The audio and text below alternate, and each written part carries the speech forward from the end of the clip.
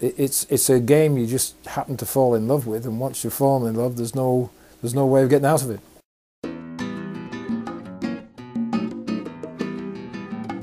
I have so much respect for soccer. It's given me everything. It's for life.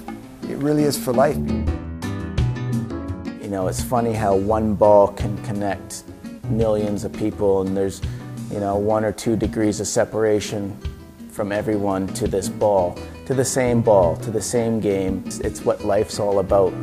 I love scoring. I love putting the ball in the back of the net. That fuels you. It fuels me.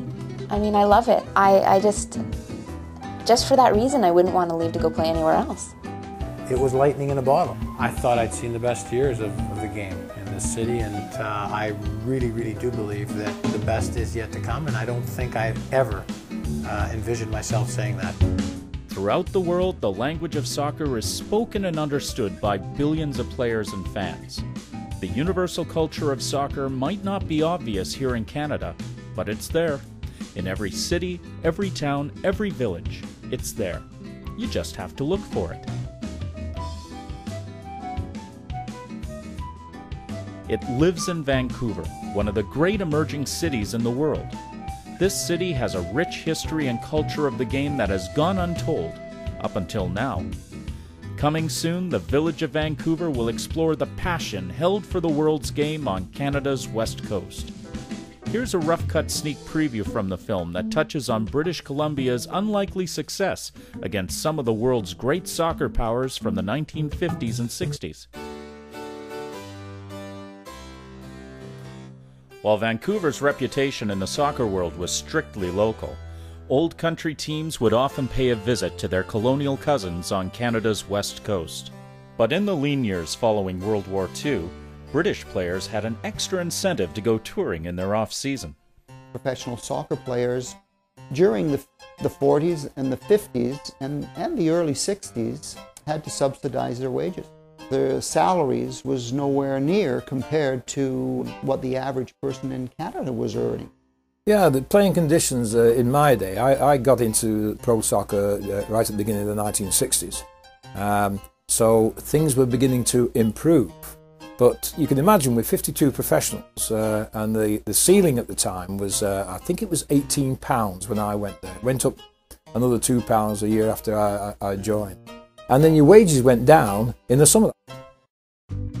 As these famous soccer powers barnstormed their way across Canada, they were usually met with token opposition that posed little threat. When they arrived in Vancouver expecting another rout of the local amateurs, they quickly discovered that they'd be in for a fight. These teams coming over on a holiday, they thought, well, we'll whip these colonials, no problem. They'd come across the country and then they'd be waxing everybody high scores, and then they get here and playing against our guys. They got quite a rude awakening, and there was many, many upsets by the All-Stars here. The BC All-Star had just absolutely terrific results against all these touring teams from England and Scotland and Ireland and other countries in Europe. Normally the BC All-Stars gave a very good account of themselves.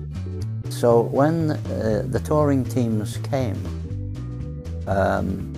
they certainly got to know from other teams that this was the place where they had to be careful. And they did lose some games. In the 1950s and 60s, all-star teams from BC upset English powers such as West Brom and Tottenham Hotspur. They also got results against other top international clubs. Whether these teams took the BC All-Stars too lightly, or were lured earlier by the temptation of Vancouver's legendary nightlife, word spread quickly that this was the exhibition match that could result in some red faces for the tourists.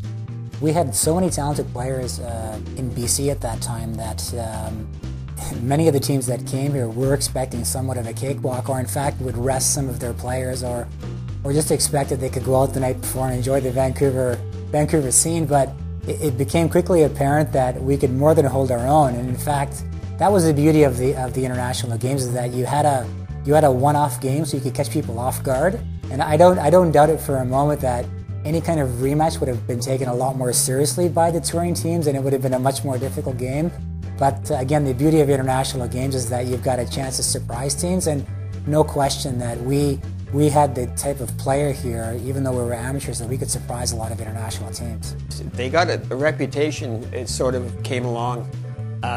If you're coming to Vancouver, don't come for the party, because you'll get your ass handed to you. You will, because they can play.